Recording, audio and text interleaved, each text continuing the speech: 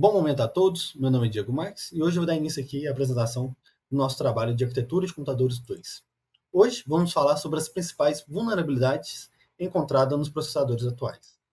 Os processadores modernos possuem cerca de 1,3 bilhões de transistores ou mais, o que reflete na complexidade crescente do nosso design. Embora essa evolução ela permita avanços significativos no desempenho, ela também resulta em falhas de design que podem comprometer a segurança do nosso sistema. Uma vulnerabilidade em processadores ocorre quando a execução de instruções tem efeitos colaterais indesejados, que podem ser explorados para comprometer a segurança do nosso sistema. Esses problemas geralmente resultam de otimização, como execução especulativa ou pressão de Brent, por exemplo, que permite o vazamento de dados sensíveis. Infelizmente, isso não é algo específico somente de uma empresa. Eu trouxe aqui notícias tanto da AMD, da Intel ou da ARM, que são notícias que frequentemente aparecem hoje no nosso feed de notícias sobre vazamento de dados ou de segurança. Bom momento, meu nome é Rafael e eu vou estar apresentando aqui para vocês hoje um pouco sobre as vulnerabilidades que acarretaram nos processadores da Intel nos últimos anos. Eu vou começar dando uma passada breve sobre todas elas, mostrando todas elas aqui, mas vou falar especificamente sobre a Meltdown e sobre a Zombie Load. O Spectre vai ser tratado em outro momento do vídeo, tratando sobre outros tipos de processadores, e eu vou falar também um pouco sobre o Plunderbolt e o Foreshadow. Vamos lá? Então, Meltdown, o que ele é? Ele é uma das vulnerabilidades originais da vertente da execução especulativa, afetando principalmente os processadores da Intel, ARM e alguns da AMD. Mas é claro, tem alguns pormenores que foram afetados também. O seu mecanismo, como que ele funciona? Qual que é o processo que ele faz para abranger a vulnerabilidade do processador, para ser uma vulnerabilidade? Ele é baseado no abuso de uma condição de corrida que ocorre entre a execução de uma instrução e a checagem de privilégios. Isso permite o acesso indevido à memória protegida. Como que ele é feito para ser corrigido? Como que a gente evita ele hoje em dia? As correções para ele. Ele é mitigado com proteções adicionais no kernel, com uma separação mais rígida das page tables. Alguns fatores interessantes sobre ele é falar que ele tem uma outra vulnerabilidade, que é a Spectre, que eu comentei antes, que é considerada uma irmã dele. Ambas foram descobertas bem juntas, foram divulgadas juntas, e tem muitas similaridades. Ambas são da vertente da execução especulativa, com a próxima que eu vou falar também, da Zombie Load. Mas ambas foram divulgadas no dia 3 de janeiro de 2018, o Meltdown e a Spectre. Agora, próximo.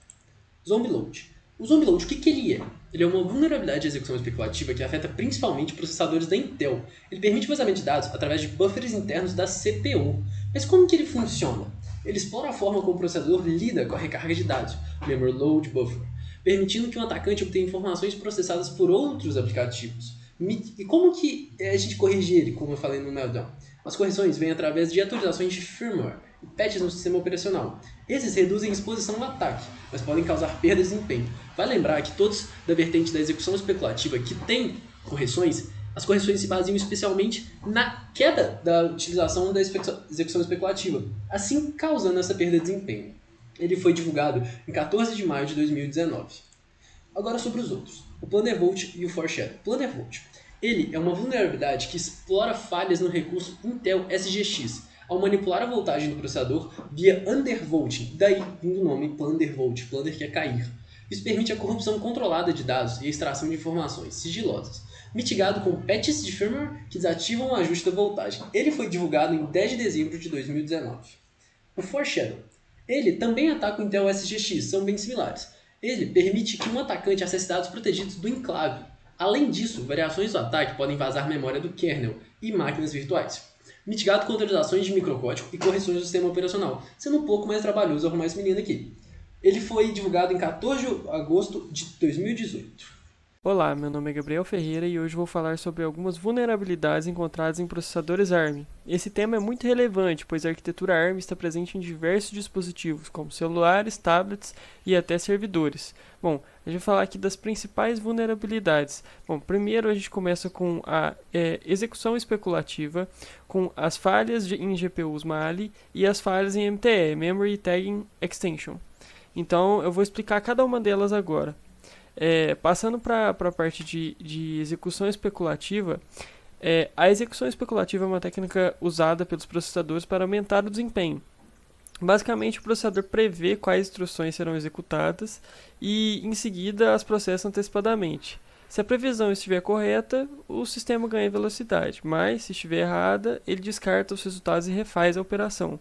O problema dessa técnica é que, mesmo que dados sejam descartados, algumas informações podem permanecer temporariamente na memória, e isso é o que permite que atacantes explorem esses dados para obter informações sigilosas.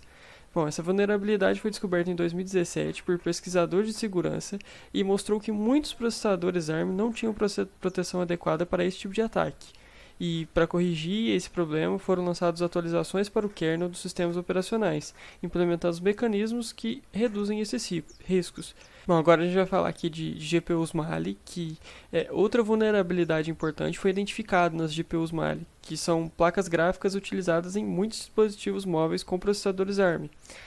O problema acontece quando um programa malicioso consegue acessar áreas de memória que já foram liberadas, permitindo a manipulação de dados sensíveis. E isso acontece por falhas conhecidas como o User After Free e condições de corrida nos drivers da GPU.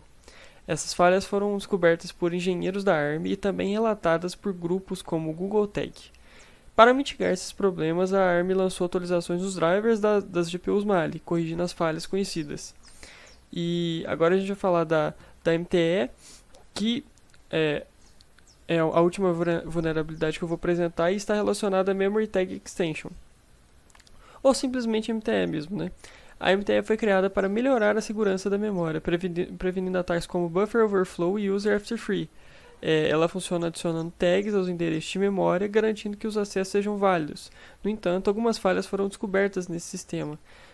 Em certos cenários, um atacante pode contornar as verificações da MTE ou explorar canais laterais, comprometendo a segurança do dispositivo, e isso é péssimo, né? Para minimizar esses riscos, foram feitas melhorias na geração de tags e na implementação de proteções adicionais, como os PACs, que é Pointer Authentication Codes. Os Pointer Authentication Codes. E, para concluir, né, as vulnerabilidades em processadores ARM, eles mostram que, mesmo com tecnologias avançadas, como a execução especulativa e MTE, podem ter falhas exploráveis por atacantes. E, felizmente, medidas de segurança vêm sendo desenvolvidas para mitigar esses problemas. A segurança na arquitetura ARM continua sendo um desafio, e novos estudos são necessários para garantir a proteção dos dispositivos que utilizamos no dia a dia. Bom momento, meu nome é José Acerbi. Eu vou apresentar agora as principais vulnerabilidades dos processadores AMD. Então, primeiro eu vou listar os principais deles. Tem o Spectre, o Secret Close, o Master Key, Rising Fall, Kimberly e Fallout.